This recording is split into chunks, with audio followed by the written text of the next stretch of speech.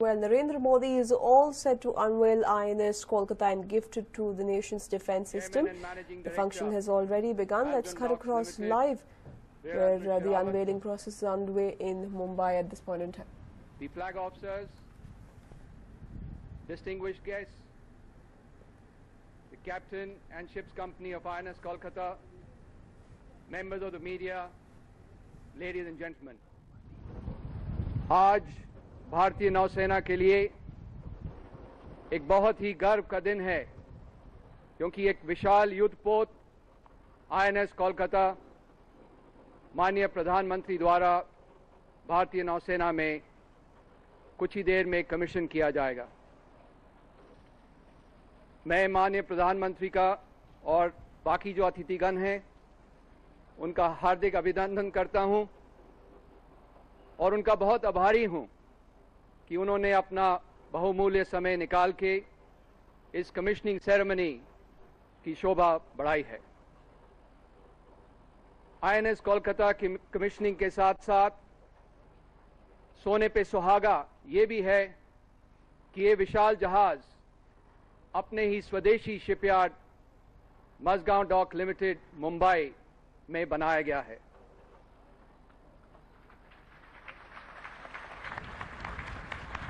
जैसे कि आप सब जानते हैं,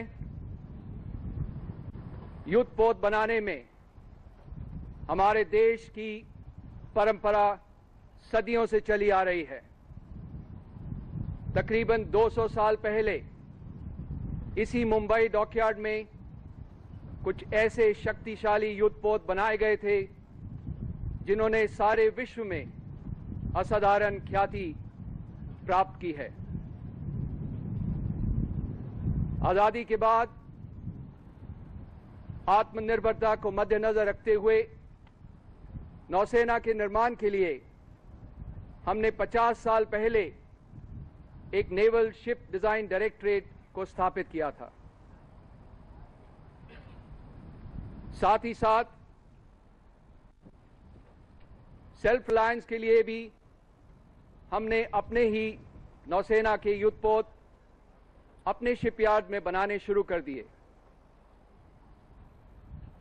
1961 से एक छोटे से पेट्रोल बोट आईएनएस अजय से शुरुआत करके हमारे नेवल शिप डिजाइन डायरेक्टरेट और हमारे शिपयार्ड ने कई तरह के frigates, destroyers, landing ships, submarines और एयरक्राफ्ट कैरियर तक डिजाइन करने और कंस्ट्रक्शन करने की क्षमता हासिल की है।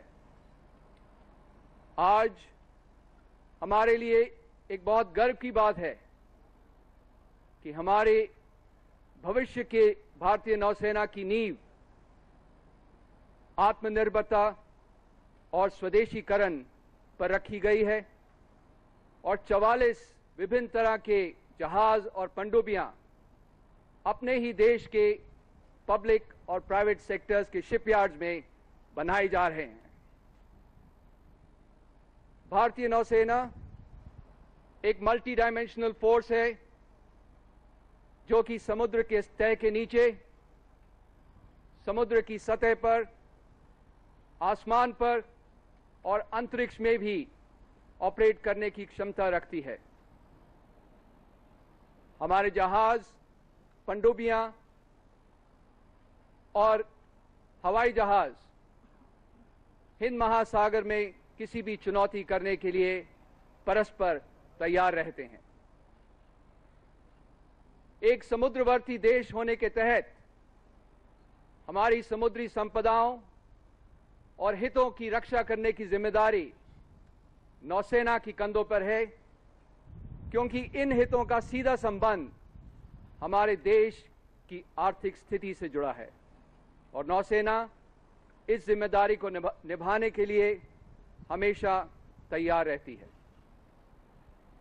अरब सागर से जुड़े हिंद महासागर के समुद्री सरहदों की रक्षा करने की जिम्मेदारी पश्चिमी नौसेना कमान की है और कुछ ही देर में माननीय प्रधानमंत्री जी द्वारा कमीशन करने के बाद आईएनएस कोलकाता पश्चिमी बेड़े और पश्चिमी नौसेना कमान का एक बहुत ही शक्तिशाली अंग बनेगा। मैं आईएनएस कोलकाता के कमांडिंग ऑफिसर और पूरे शिप्स कंपनी को यह कहना चाहूंगा कि इस जहाज को कॉम्बैट रेडी रखने की जिम्मेदारी, उसके सही प्रशिक्षण और सही तरह से चलाने की जिम्मेदारी उनके ऊपर है। और मुझे पूरी उम्मीद है कि वो पूरे जोश, उत्साह, तालमेल के साथ एकजुट होकर इस जिम्मेदारी को बखूबी निभाएंगे। कुछ ही देर में हमारे देश का तिरंगा झंडा और नौसेना का ध्वज पहली बार आईएनएस कलकत्ता पे फहराया जाएगा। इस तिरंगे झंडे और नौसेना के ध्वज की आन, बान और शान को बरकरार रखने की जिम्मेदारी भी आईएनएस कोलकाता की शिप्स कंपनी पर है। और मुझे पूरी उम्मीद है कि पूरी निष्ठा और लगन के साथ आप इस जिम्मेदारी को निभाएंगे और आने वाले दिनों में, महीनों में और सालों में अपने जहाज का नाम, अपने बेड़े का नाम, अपने कमान का नाम और भारतीय नौसेना का नाम पूरे विश्व में रोशन करेंगे। जय हिंद।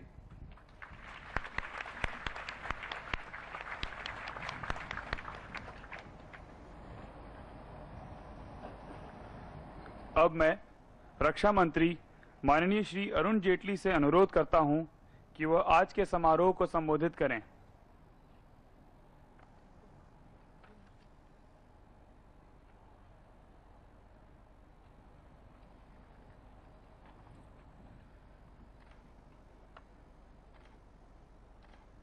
आदरणीय प्रधानमंत्री जी, महामहिम राज्यपाल जी, माननीय मुख्यमंत्री जी, नौसेना के प्रमुख admiral Dhawan, vice admiral Chopra, Mazagon docks के प्रमुख रियर एडमिरल शेरावत, रक्षा सचिव श्री माथुर और इस ऐतिहासिक कार्यक्रम में यहां उपस्थित हुए अधिकारीगण, देवी और सज्जनों,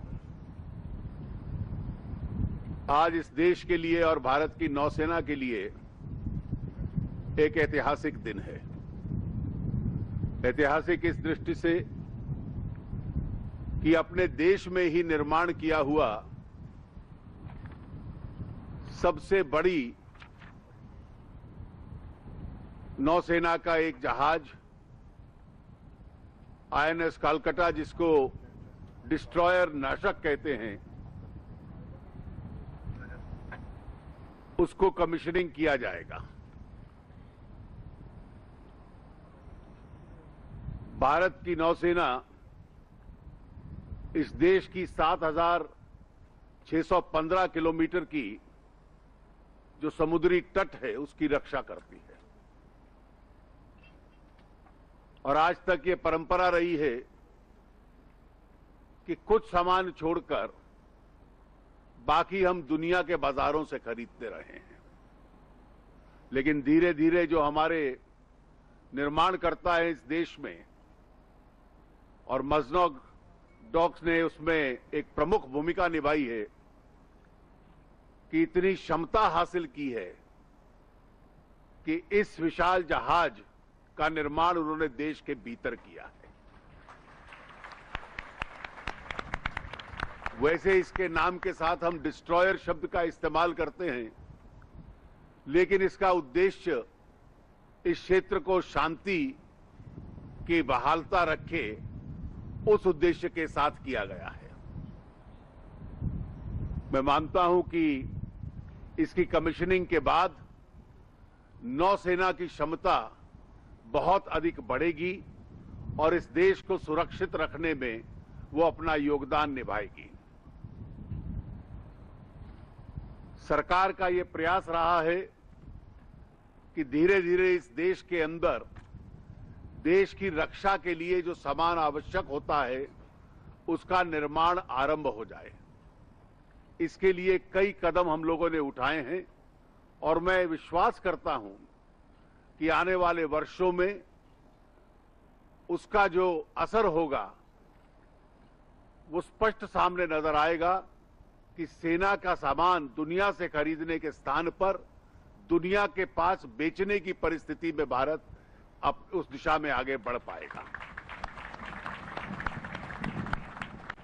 मैं भारतीय नौसेना को और मझगांव डॉक्स के सभी अधिकारियों का हार्दिक अभिनंदन करता हूं कि इस निर्माण में उन्होंने पहल की है और देश को गर्व प्राप्त करने का एक अवसर उन्होंने दिया है।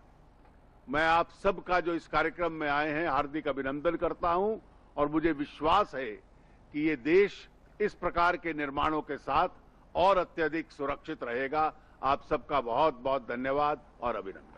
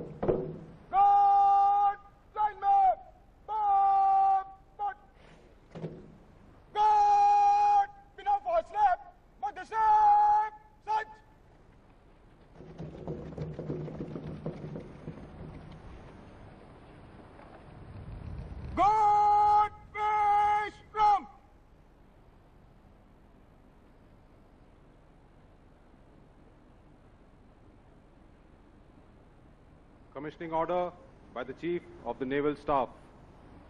Whereas the Government of India has decided that Indian naval ship Kolkata be commissioned, you are hereby directed to proceed to commission the said ship on the 16th day of August 2014 or as soon thereafter as circumstances permit.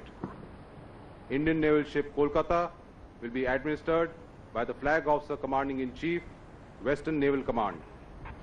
Given under my hand this, the 12th day of August 2014. Signed, R.K. Dhawan, Admiral, Chief of the Naval Staff. Addressed to Captain Tarun Sopti.